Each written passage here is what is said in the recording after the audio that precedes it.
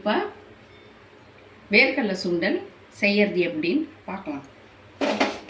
அடுப்பை பற்ற வச்சுக்கலாம். அது சின்னது பண்ணிவிட்டு தேவையானது என்னென்னு சொல்லிடுறேன்.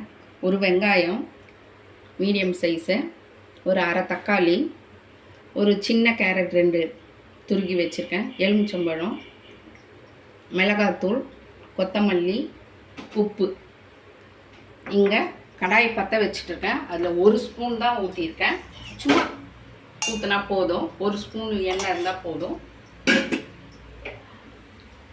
இப்போ கடுகு போட்டுக்கலாம்.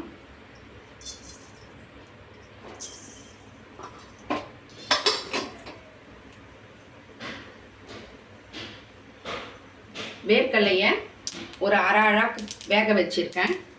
சாயந்தரம் ஸ்நாக்ஸ் மாதிரி தானே செய்கிறோம், அதனால் ஒரு அரை அழாக்கு வேக வச்சுருக்கேன். இப்போது வேர்க்கடலையை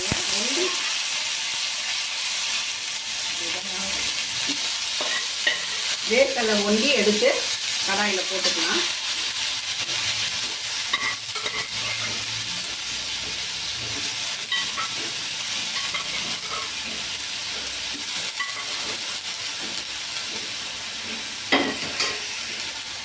இப்போ மிளகாத்தூள் போட்டுக்கலாம்.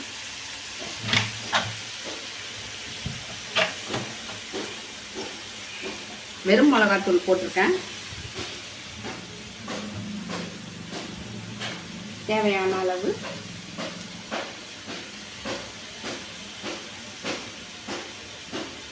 உப்பு போட்டுக்கலாம். இப்போ கொஞ்சம் அந்த மிளகாய் நெடி அடங்கிறதுக்காக கொஞ்சம் ஒரு லேசாக கொஞ்சம் வதக்கிக்கோங்க.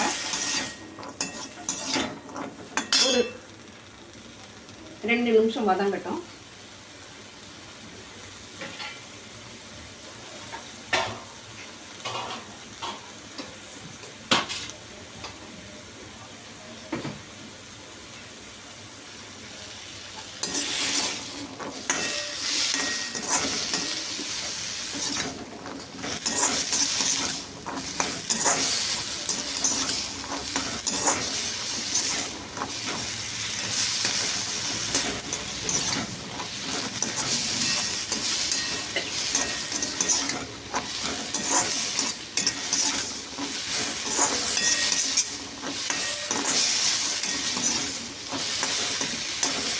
இப்போ நிறுத்திட்டு பவுலில் போட்டுக்கலாம்.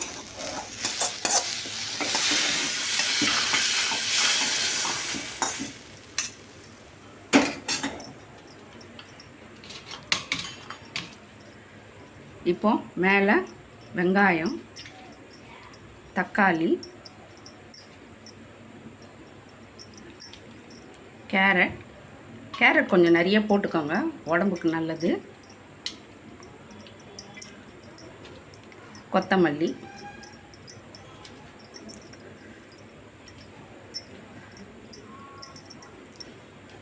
வேணும்னா குழந்தைங்களுக்கு கொடுக்கறதா இருந்தால் எலுமிச்சம்பழம், அது ஆப்ஷனல் தான்.